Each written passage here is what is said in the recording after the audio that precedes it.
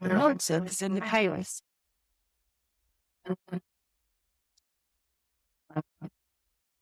We should see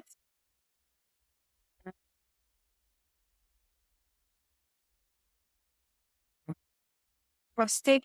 Yeah.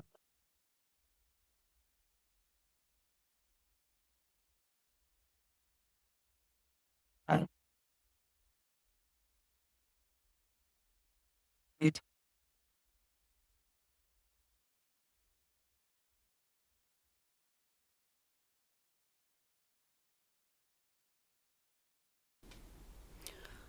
Welcome to the Nonsense in the Chaos. This is Jolie Rose. It's getting cold, isn't it? The weather has taken a turn and it's freezing outside, and I'm starting to think about lighting the fire and putting the heating on. I'm hoping that we're going to get another little summer snap. That would be nice, just to, because it feels like that was a short summer, doesn't it? It was late to get going and then it's been over very quickly. I'm normally on a pilgrimage at this time of year, so September is normally when I leave and go walking for 7 weeks, walking 500 miles. And if ever there was a year to not be doing it, so far I'm glad it's this one, because this is not fun camping and walking weather, and it looks like it's going to be like this for a while. So yeah, I'm glad that the last 4 years that I've walked, September has ended up being glorious after a really cold, wet August. So maybe we just had our nice weather earlier, although it felt short. So this is the 11th episode, which is exciting. 11 is one of my favourite numbers. Every time Dizzle and I, my partner, and I see that the numbers 1111 are on the clock, we stop and hold hands and imagine what we want. If we could have anything, imagine what we would like to create the world to be like. And we do this because 11 is the number in numerology of frequency, of vibration. It's the highest number, so all the other numbers are in 11, and it's the number of, if you were going to vibrate this reality into a new one, like I talked about with Dennis last week, then the number 11 is the number in which you can, it's the energy field that you can do that within. So I like the number 11. So it feels like this is a special number for us to be working with. And for this to be the 11th episode means who knows what might be possible. Something magical might happen. Let's see what happens.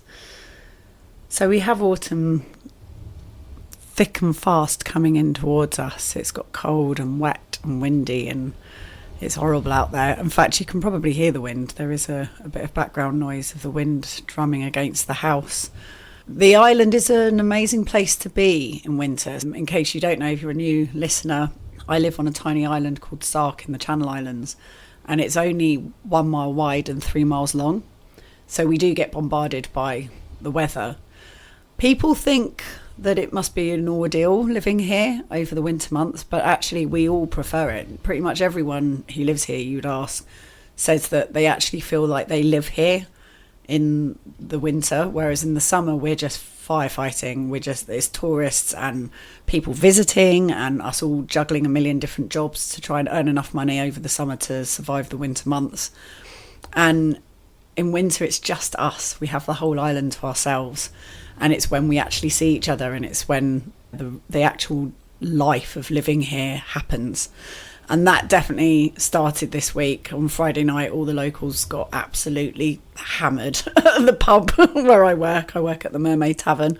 And yeah, Friday night was the first night, because people come over here as tourists and they get drunk, but it is nothing compared to what the locals manage. And I think it's because with the locals, we all know, like the bar staff know what they're capable of handling, whereas with tourists they're an unknown quantity. So if someone, and also you behave better even when people are being drunk and are on stag do's and stuff, you still, yeah, they get away with less, and I think actually try on less than people who are from here, who we see every week and we know how much they can drink, and yeah, we basically have to just make them a coffee and, you can't try and chuck them out. Half of them, like, their parents or grandparents own the land that the pub's on, or they've worked there, or their auntie was the landlady who owned it for 20 years, or, like, yeah, everyone feels like it's their pub and that they have more of a right over it than I do, who's only been living here for a few years.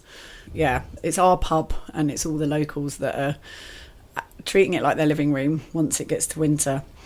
And we're also heading towards an eclipse season. Well, we're in it now. This eclipse season, it starts, the first lunar eclipse is the forthcoming full moon, which is next week on Tuesday night, and it's going to be an eclipse in Pisces.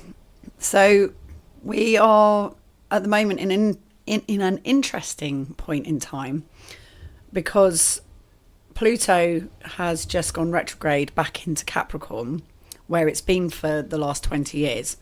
And it's the last retrograde into Capricorn before it then goes into Aquarius solidly for the next 20 years. And the last time it was in Aquarius, we had the French industrial and American revolutions. And it is the sign of revolution, Aquarius. It's the sign of the collective, and it's very entrepreneurial, innovative. It is about renewing and changing things and throwing everything in the air and doing it all differently, which is in contrast to Capricorn, which we've just been in for the last 20 years, which is very much authority and institutions and tradition. So I invite you to have a little evaluation and think about what you've done over the last 20 years and taking stock, especially now in this eclipse season. Eclipse in Pisces is going to be very dreamy. You'll probably be having lots of weird dreams. And the last dark moon was in Virgo, which is the sign of organisation, and there's a reason why the signs are the time of year they are. So Virgo is at the point of the last harvest, so you're taking stock of what you have achieved, making your plans for the future, like how much food have you got to last the winter, what's your budget, like how are you going to survive. And so it's very much about organising. And so for the dark moon ceremony that we just had, we went through what have we done, where are we heading, what is it that we want to be moving towards, but taking stock of what we've achieved. And then I was also talking about the last 20 years when I was doing that. I was like, what have the 20 years been about?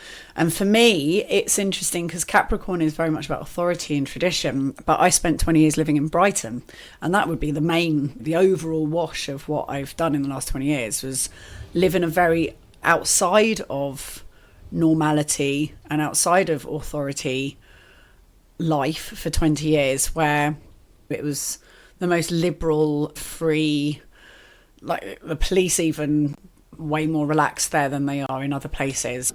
It's generally a more relaxed vibe in Brighton, and spent 20 years being an anarchist and just very much not respecting the reality that lived elsewhere in the UK. But then also forged a career in the arts, which I was able to do because it was a different time. Squatting was legal, so I squatted when I first moved to Brighton. I was squatting, and I squatted in Berlin for a little bit, and that meant that I was able to get off the ground as an artist because I didn't have to pay the big bill of rent, and we lived in amazing places. In fact, I will be doing a podcast about one of my guardian angels, who is a very special lady whose house I squatted in Brighton, and whose name was Anne, and she is like, there's a picture of her looking down at me now, of her as a little girl. She's a really special person in my life and has caused me to go off and do all sorts of things. Possibly in the next podcast that's me on my own, I'll talk about Anne and go into her story.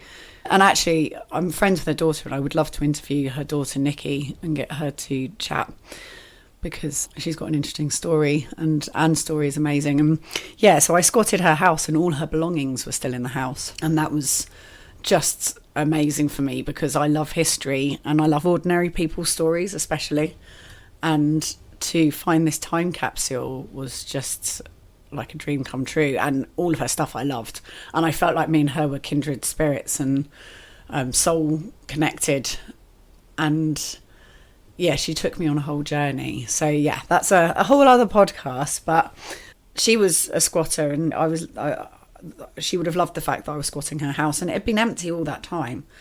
And so that meant that I was able to get off the ground as an artist, take risks, which is what you need when you're learning to be an artist. You need to fail. You need to fail and fail and fail till it no longer matters if you're failing, and you actually see them as just part of the process. And that is what I would say the last 20 years taught me in general, is to take everything as a lesson, as a learning. So I've said this, I think, already on the podcast, but I want to unpack it a bit, is that I believe that the only thing that we have control over is what we make things mean. I think everything else is chaos. That's why the nonsense and the chaos. And what I've learned in the last 20 years is to be comfortable with being chaos and being nonsense in chaos because I was a control freak, and it's still there. Like, I tend to say no before I say yes because I need to find it on my own terms, or I need to have a moment to feel into it before I can say yes. But I was a control freak who had 6-year life plans, and then a 3-year, and then a 2-year, then a 1 year, and then a 6-month. And I dreamed big and had huge ambitions, and all of these things were useful to dismantle, because you end up with a postcard of what you think you want the future to look like, or what you think success looks like, and you have it hanging in front of your face, and behind it there's unicorns and waterfalls and butterflies and the man of your dreams and all these amazing things, and you're not seeing them because you're too fixated on some image that you've created, that you've stuck in front of your face. And so ripping up that postcard and throwing that away was a huge turning point in my life. And then realizing that, like, everything that crosses your path is a lesson. The difficult things that happen are sent to teach you. The failings are to make you better, to improve you, to develop you. And even enemies, realizing that we're all one, and that we are a being with millions of fingers who's got loads of finger puppets on the fingers and is just lying back doing a little EastEnders play to himself, their self, because they're genderless. And every now and then it catches itself and laughs, and then it goes back to doing it, and it's like, well, and it's very important, I'm going to fight this war, and I'm in love with you, and I don't like you, and you're a bit. But we're all one. We are actually all just this one being entertaining itself. And even when someone really annoys you or winds you up, is a thorn in your side, they're actually there to teach you something and to trigger something. And it doesn't mean necessarily that you have to, like, therefore keep them in your life. It could be that they're there to teach you boundaries, and that's an important lesson. But once that lesson's been learnt, doesn't mean that person has to be banished from your life forever. It might just be that was what was needed at that moment in time, but you learnt it.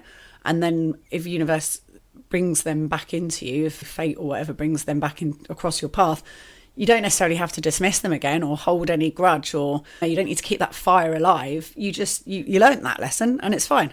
And I actually had that with the person who we're going to be interviewing next on the podcast. They were someone who we had a huge falling out, a through falling many years ago in 2000, I don't know when it was, 8 or 9 or something, long time ago.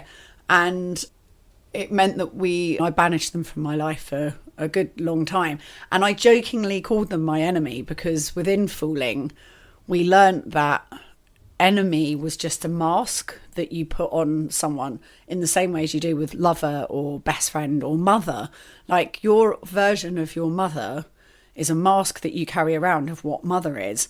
But the person who is your mother is also someone's lover, and is also like the girl who got away, and is someone's best friend, and is the naughty person that someone knows. Like, there are lots of different versions of your mother that makes them a full human being that you aren't paying attention to, or isn't part of your reality of who they are.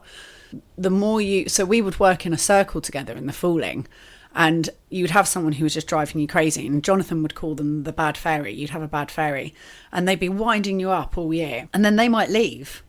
And then the dynamics would shift around, and then someone else would become the bad fairy. And it might be someone who'd been there before. But what you then came to realise was there was always a bad fairy. Like, there will always be a bad fairy. We actually have this at the moment in Chief Police, which is the government here on Sark, which I'm part of. There's someone who's very much the bad fairy. And I keep saying I don't have a problem with a bad fairy, because if that bad fairy goes, then we will just end up with another one. Like, one of us will become a bad fairy. They are part of the mix. It's about what they teach you, what you can learn from them. And it might be you need to learn to stand up to them, or it might be that you need to learn to, I don't know, whatever it is. Like, everyone's sent to you for a different reason. The person that I'm interviewing next week, Joanne, who's a really special friend of mine, Joanne Schmarko, she's been in my life since early 2000s, and we ended up doing a bit of work on archetypes together, and we were able to give each other amazing insights because we'd really gone to our dark places in front of each other and with each other, and we'd had a huge falling out. When we came back together again and the universe brought us back together, we were almost, more like sisters than we were friends, because you don't tend to argue with people that much. I don't personally. And so to actually argue and fall out with someone, and she had issues with me, I had issues with her, for us to go there with each other meant that we know each other in a way that's far more intimate. And actually, again, this is something I've noticed on the island that's really annoying, but also it's what I'm saying here, is that there are people who are in Chief Police or in the concierge, and some of the concierge, which is obviously going to happen, fall out with each other. And the thing that I've noticed is, as someone who generally doesn't fall out with people, falling out with each other always end up becoming better friends. And that's really annoying when you're like one of the people that doesn't fall out with people, because you're like, oh, hang on, I'm just being nice the whole time. And that means that I end up being less close to people, because the people who argue with each other and have these huge bust-ups, when they make up, they are close on a deeper level.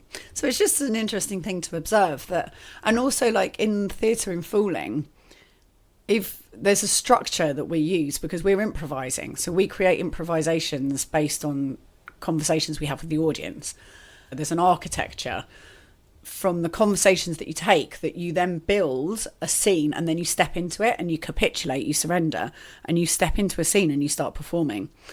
Each of the steps in that architecture are intrinsic, and if you miss one of them, then when you get into the scene that you've created, you realise that an element's missing. And one of them is speculation. If you forget to put the speculation in, then when you get into the scene, you realise there's no conflict there. And if there's no conflict in the scene, then nothing happens. And so off the back of fooling, not only from working with bad fairies and realising that there's always a bad fairy there, so actually it's just your mask that you're carrying around with you, in which case you can learn to perform that mask and take it back to yourself, take ownership of it, that actually that's your bad fairy mask that you put on people, and it doesn't actually matter about the human being. And like with Joanne, it was really good for me to get to know her as a person aside from the mask, because she's one of the most generous, kind, humble people I've ever met, and is just a giver. She's a giving human being. But also the conflict is what makes the world go round. If you don't have conflict, then nothing happens. And it's yin and yang, it's the dance. You need there to be, if it was just all white or all black, then that would just, nothing would have happened. We wouldn't have evolved, life wouldn't have existed. All of this exists, everything happens because of conflict. A diamond is made out of intense pressure. A diamond is pressure. A pearl is from irritation within the oyster. Like, the magic and the valuable things that come from something slightly conflicting with something else, and then things happen. So it's learning to not see conflict or enemies as bad, that actually they're all part of the lesson, they're all part of the process, and they're all part of your evolution and opportunities, adventures, and just experiences like failing. All of these things are part of who we are. And that for me was what the last 20 years has taught me more than anything, has been to relax with all of that. And now the next 20 years I'm interested in something else. So rather than the stress of life, or trying to get my head around life, or trying to be a human and fit into whatever, trying to figure it out, because no one knows what's going on, do they? And so you spend the first chunk of your life trying to work out what you're meant to be doing and who you are and where you fit into the world and all those sort of things. Now I'm like, okay, what can I make this world do? And I don't mean I just want to be successful in the game that exists. What can we actually imagine into existence? what is possible, and how can I stretch my imagination to be more exciting?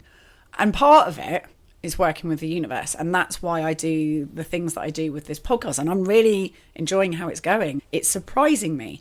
And so that's what I mean about working with the universe. The more or for me, the more I add in an element of chance and of spontaneity and the universe getting involved, the more exciting and interesting it becomes. Because as much as I think I'm amazing and imaginative and blah, blah, blah, and I have got more creative and imaginative over the years, it is a muscle. You have to train it, but it also means, just like learning an instrument or lifting weights, it's something you can do. Anyone can. We're all creative. So it's a repetitive, exercising thing to develop your imagination. And it's through things like, it's being very gentle with yourself for a start, but through things like doing workshops, putting yourself out there, not being scared to fail, keep doing things no matter how embarrassing it is.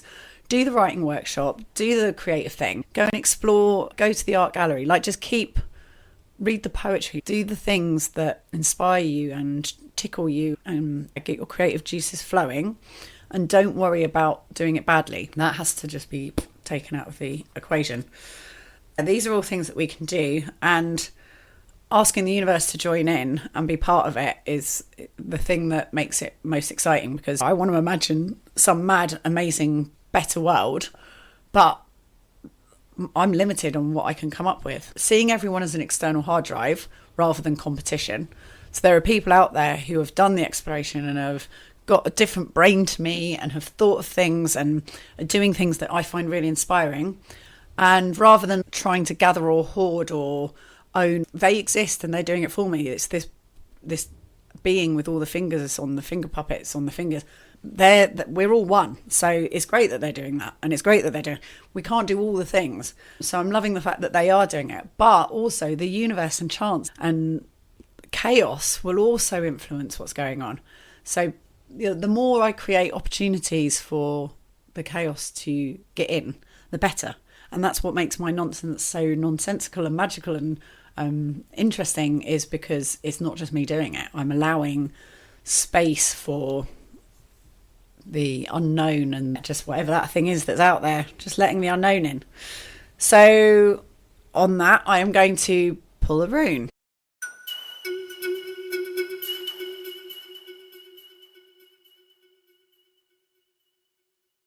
I'm going to talk to you about subscription. So I do this podcast now every week, and it does take up a lot of time, especially because my internet is rubbish. I have been able to invest in a Starlink link up, which is amazing, and that is because of Patreon supporters supporting me. So I thank you so much for doing that, because it's made my life so much easier. It still hasn't arrived. I ordered it over a week ago, and it's still not here because I live on an island in the middle of nowhere. But yeah, I've been having to go to my friend's house to upload and download the podcasts, and it's been laborious. It really has. So I really appreciate people supporting me and making that possible. But I also would like to be able to do all sorts of other things, like improve my sound equipment, and also for this to be my full-time job. That's what I would love to happen, and to be able to survive and live from doing this, because this is one of the elements of being able to live as an artist in the middle of nowhere. It's because I can use the internet to reach people. But I'm doing an immersion weekend, which you're all invited to, and that's going to be the last weekend in October. So it's for Samhain. Samhain is on a Thursday, I think it is, and then it's that weekend, so it runs over into November slightly. And we will be having a gorgeous, delicious, full immersion in witchy magic and just the nourishment of this time of year, because it is the time of year to just mulch. That's how I feel, is that you do all the things over the summer and you learn all the things and create the intentions that you set in the spring. And then this is the time to mulch it over and get yourself ready for whatever's to come next, cherishing and giving gratitude for what's happened and what you did, for all the efforts that you've put in and what you've learned and how you've grown, and take stock of all of it. And then also watching the land go into that place, and then the ancestors as well, and the veil thinning, and feeling yourself within that context of the foam at the top of all that grief, all that sadness, all those past people, they're all gone, all of that death, and you're the foam at the top that's alive, and you're the hopes and dreams and ambitions of all those dead people, and they're all rooting for you, and they're all so proud of you, and you're there just living all of the things that they created and wanted to happen, all the freedoms and choices that you now have that they've made possible for you. And it's an amazing time of year, and I love it. And we get to stay in the Chill Inn, which is a gorgeous guest house here run by a lovely lady, and it's just extremely cozy and comfortable, and we eat delicious food, and we go out into nature, and we have lovely experiences, and we make runes and we activate them, and I teach you how to divine with them. Yeah, it's just a very delicious time. So if you'd like to find out more information about that, then you can follow me on Instagram or on Facebook. Both are Kriya Arts, which is KRIYARTS, but I'll also put that in the notes. And then if you want to support me on Patreon, then it's www.patreon, which is patreon.com/Jolie Rose, JOLIEROSE. Again, I'll put those in the notes. But it just makes such a difference. And it only needs to be a few pounds a month. Like, anything helps, and you get extra content. And if you can't afford to support me in that way, then it doesn't matter. That's not a problem. If you can like and subscribe and share my podcast and rate and review it and all those things, that's also really useful. It helps with the algorithm. So thank you, and back to the show.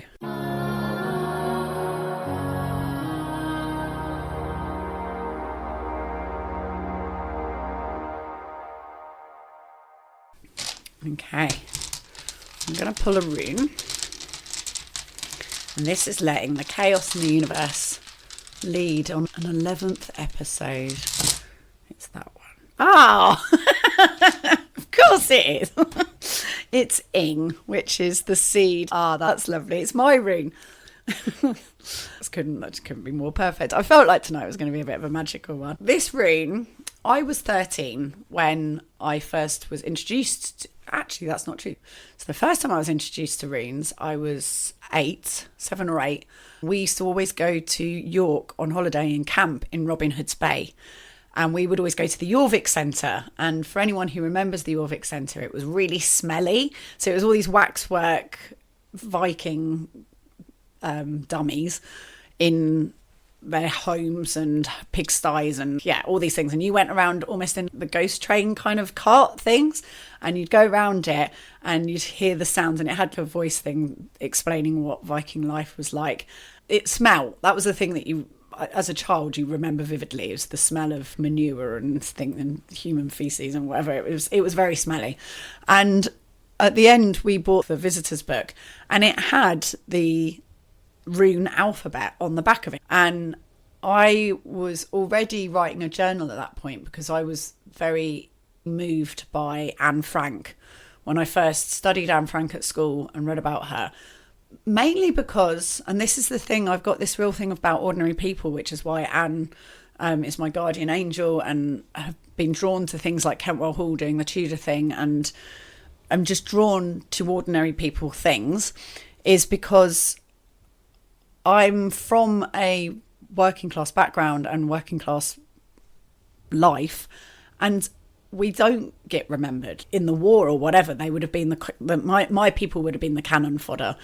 So from a young age, I was always obsessed with the unknown people's stories. There was these graves in Finchingfield, which we used to call the Village of Three Corners, if anyone remembers the kids' books that we named it after. And it had a graveyard with these 2 graves in it. And one was a wooden cross and one was just a wooden stump. And I felt sad that the names were gone and no one knew who they were anymore. And I would always leave flowers for them. I think I said in the last podcast that I got obsessed with where people had carved their names into the wall, like any Tudor graffiti where people had left their mark, and I would pretend that I was them or try and imagine who they were.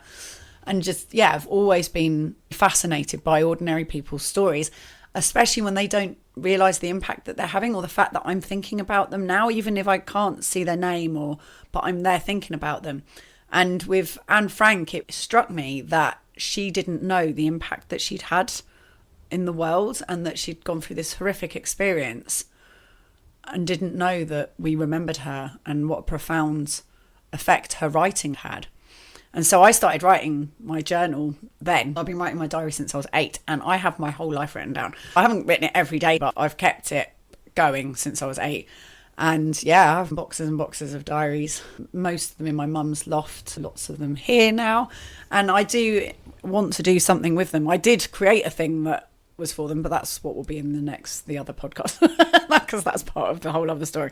So this rune ing, I'd learnt it through the alphabet, and when I saw this alphabet at the Jorvik Centre, it meant that I could write things in my diary that my parents couldn't read. And so I learnt to read and write runes fluently at the age of 8 to be able to use in my diary. And then fast forward to 13. Now, I was quite a young starter in terms of being naughty and hedonistic. I did well at school and didn't get in trouble much with my parents. So I wasn't like grounded often, or I never got suspended or expelled or anything like that. And I think I only had about 2 detentions ever. So I wasn't naughty on paper, but I was very naughty. But I was also given a lot of freedom, which was amazing. And actually, because I was given that freedom, I was less naughty than I would have been if I hadn't been given that freedom. That freedom meant that I kept up my end of the bargain. I think my mum could tell from day dot that I was a free spirit, massively free spirit. And so she just let me go. Even from toddler age, my brother would be like, "Mummy, Jodie's running away," and she'd be like, "Just ignore her." And I'd just run off. And she said, "I think you just like having your name read out over the tannoy," because I'd always end up having my name read out over, even at the Essex County show and stuff. And like, "We've got a little girl here called Jolie." So yeah, she just let me go. And that was amazing. I went travelling around the UK when I was 15 with my mate who was 17, and we went and stayed with all the people I was friends with from Kentwell. And I was in East Lothian at a party when we found out that Kurt Cobain died, which is whenever I'm like, was I really 15 when I was allowed to go and do that? And I check when Kurt Cobain died, and I'm like, oh yeah, no, I was 15 when he died. But at 13, I met this girl who lived in the stables of a Tudor manor house. The Tudor manor house was still owned by a family, and it was their home. They weren't there that often, but they'd turned the stables into very basic dwellings. The layout of it meant that you had to walk through all the rooms, and the bathroom was the end room. And then my friend's room was the one next to the bathroom. Her name was Emily. And so you had to go through Emily's room to use the bathroom, and then the mum and dad's room, and then the brother's room, and then the kitchen was the other end.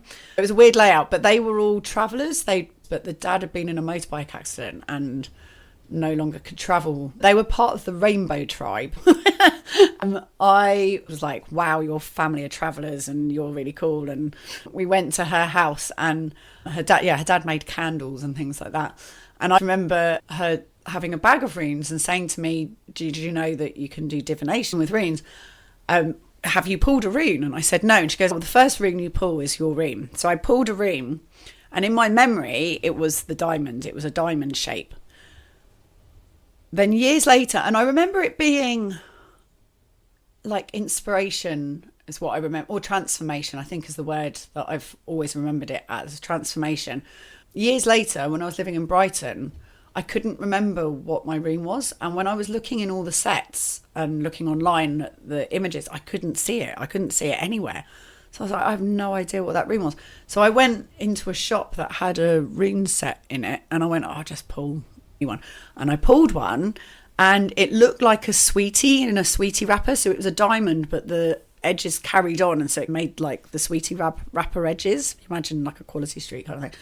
And when I looked it up, it was ing. It was the same rune, and it was only when I read it that I went, oh yeah, that's what rune it was.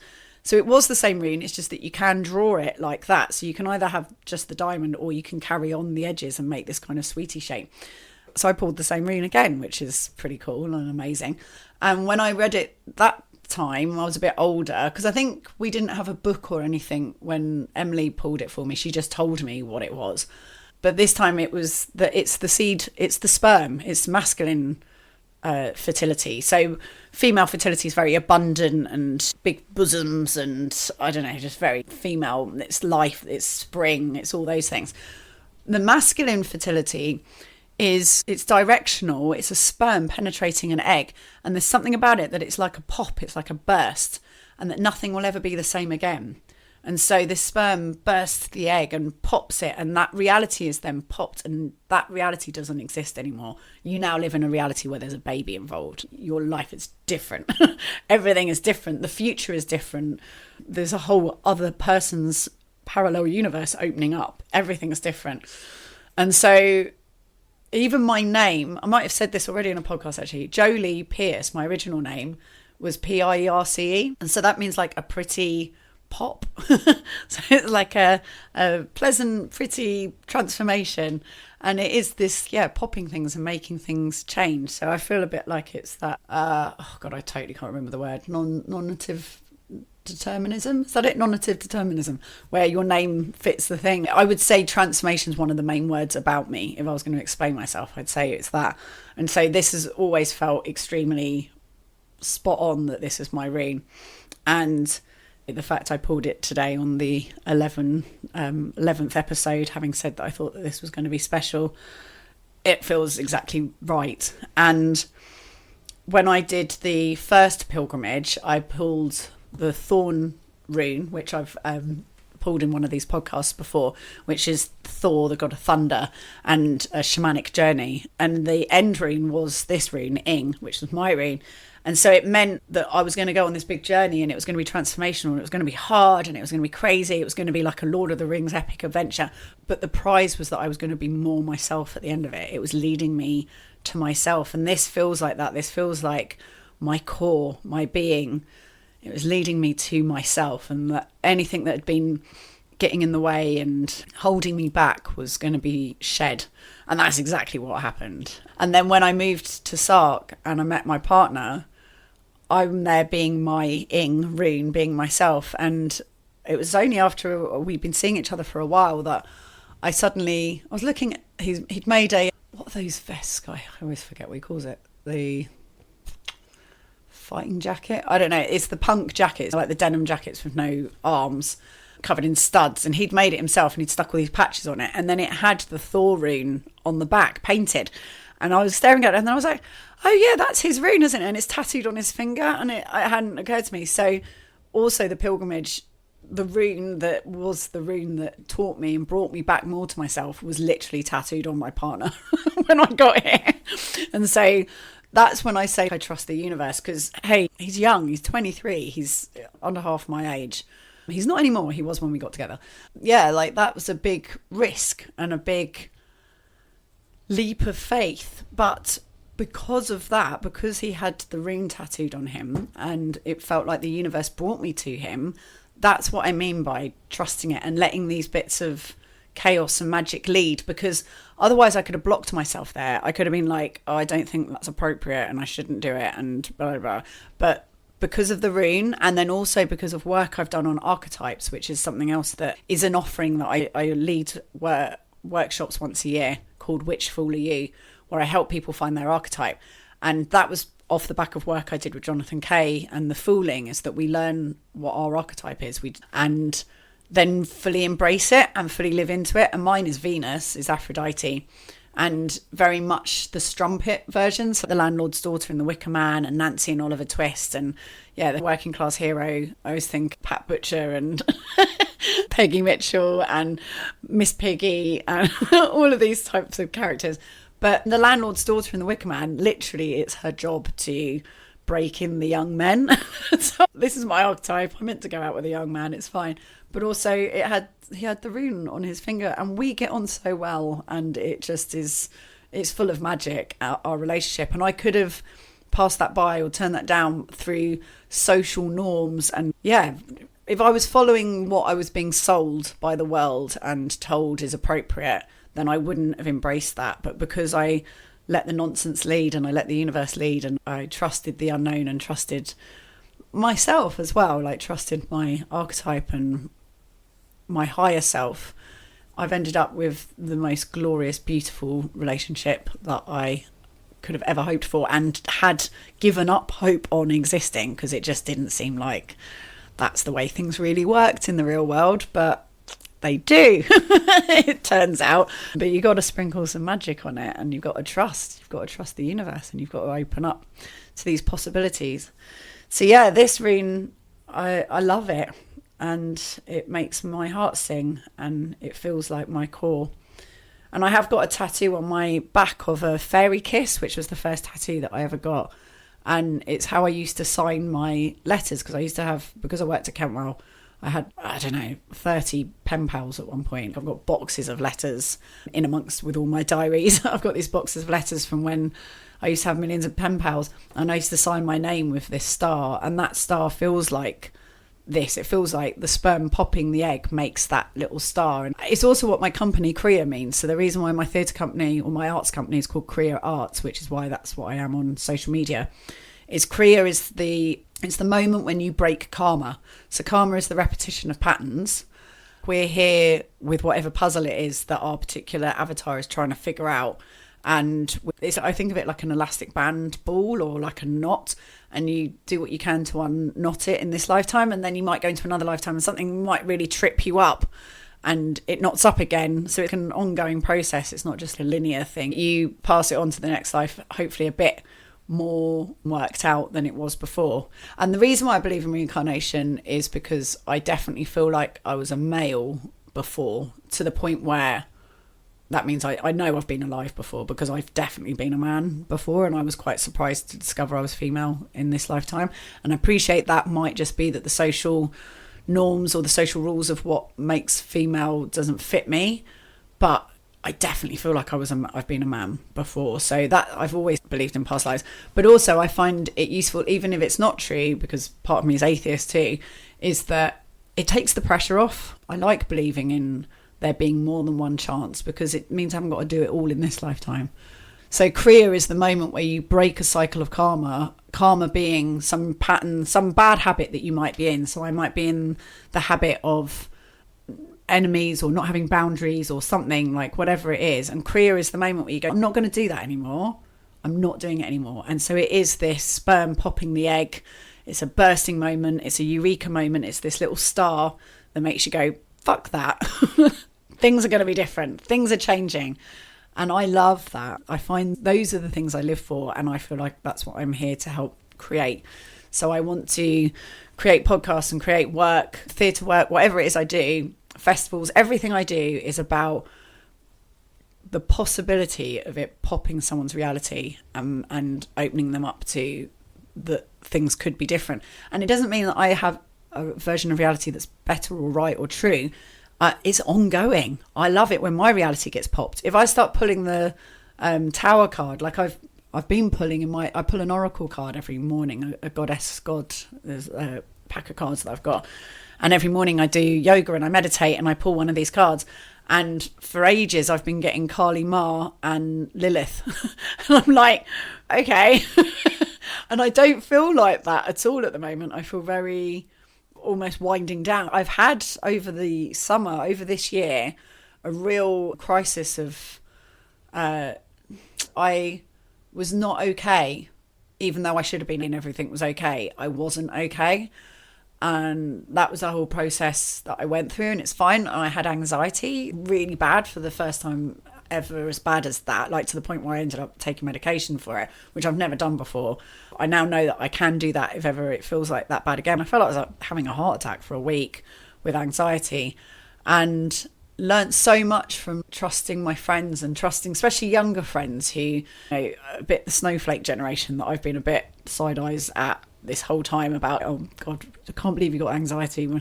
We just get over it, like we just deal with it. But actually, it's a bit like with heartburn when you realise you can take Rennies. But having anxiety when it's really bad, you don't have to just suffer it. You can actually take something that just stops it. And it's not an antidepressant, but it's a beta blocker. It just stops that feeling.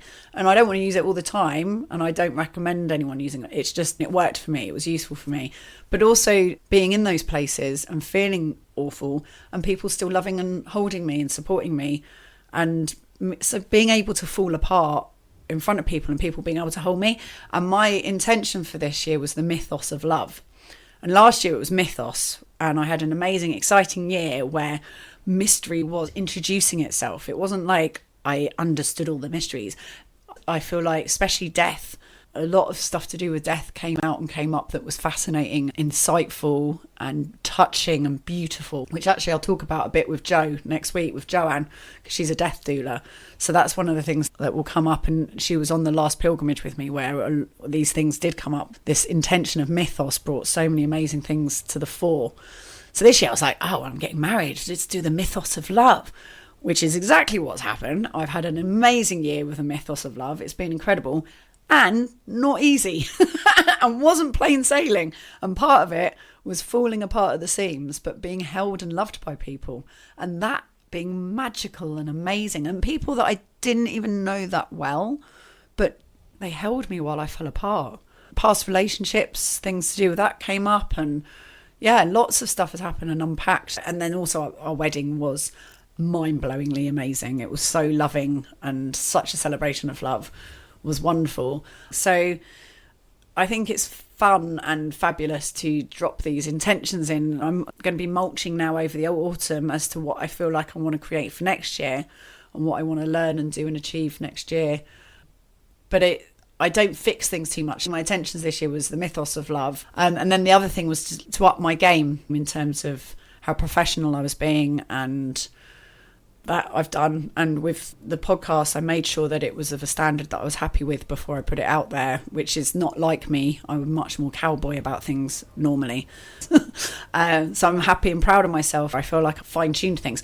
But that was as much pressure as I put on myself. So I give myself like a magical thing of Mythos of Love. I don't even really know what that means, but isn't that a fabulous thing to go and explore? You then have to deal with the consequences. You have to accept whatever it is you're learning, but also to take it from that place. What am I learning from this place? And also with Patreon and people supporting me, that's all versions of love. I really appreciate it, and it feels loving, and it feels like appreciation, which is beautiful. And I really enjoy that, and people listening and enjoying it, all these things. But also, yeah, just to be more professional and tighten up what I do. That's what I created for this year, and it feels like that's what's come through, which has been wonderful. And so I'm going to keep delving into this ing seed meanness and the incredible adventure it is to be alive in this avatar with this internal inner world that I can share as much as possible, but still you're never going to really fully understand it, just like I will never know yours. And I'd love to. I want to know as much as I can. So it's our jobs to try and share and express who we are and what we're representing, because we are the guardians and gatekeepers. And when we die, that's it. Your inner world will shut down. And that was all the opportunity that we will ever have to see the universe, the world, life through that prism, through your eyes. So who are you to be stingy with it? We want to see it. Show us your stuff. Show us all your things.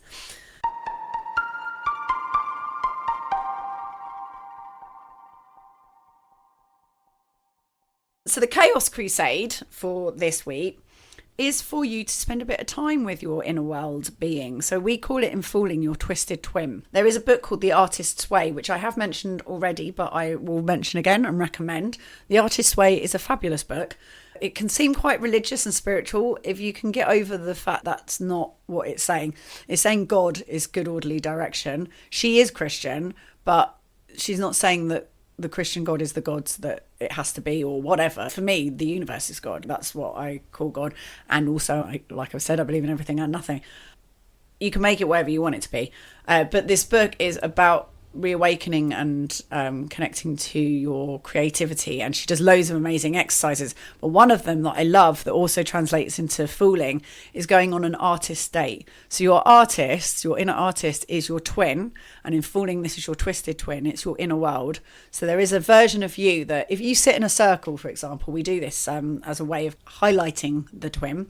You sit in a circle and you say, everyone, how long you can get up and you can do anything you want between 1 minute and 3 minutes. How long do you want? That voice that's deciding how long you would want to choose is your thinking. It's your Cain aspect. Then you imagine you doing something. You imagine what you might do. That is your able. Your able is your artist, your inner twin, your twisted twin. And then when you get up to do it, it will be Cain, your thinking, that gets up to do it, because it's already done it. It's already imagined it. So Abel's already used up all the juices imagining it, And when you get up, Cain gets up and he'll do it really quickly. The thing that you imagined that you thought was going to be so good and so full of emotion and so funny and so brilliant, you'll do it in 2 seconds and rush your way through it. And then you'll have nothing left to do. And then you're like, and that's when Abel maybe becomes involved again, but also possibly you just freeze up and don't know what to do. So the point of this exercise is for you to notice the relationship between Cain and Abel. To get up and do the exercise successfully, you do it without thinking. You don't pre-plan it, and you just get up and you start to move. And if you start to move and then let something come, then that's coming from a place of Abel, because you've left the Cain, the thinking, you've left him in your seat. So going on an artist date is you going on a date with your Abel. Abel is silent. It's the part of you that doesn't have language. Cain is a plug-in. When we got consciousness, we got gifted this aspect that can think and plan and judge and question and murder and fear and have anxiety. You know, dogs and horses aren't fretting about any of the stuff that we're fretting about. It's an extremely useful tool. We don't want to live without it. It gave us language, but it isn't wholly who we are, and actually isn't really intrinsically who we are, because intrinsically we're whatever was there before consciousness, like dogs, like cats, like cows.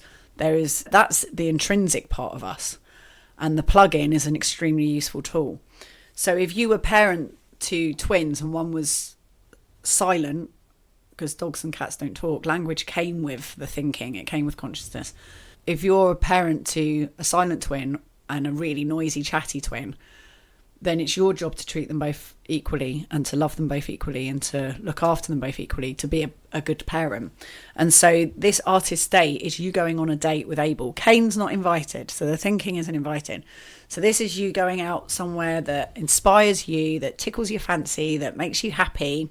You take that date and you go to an art gallery, or you go and buy stationery, or you go for a walk in the countryside. You do something that is just for your joy, for your pleasure, and isn't too planned, isn't too thought about, but it's just something that will tickle your artist, your inner twin.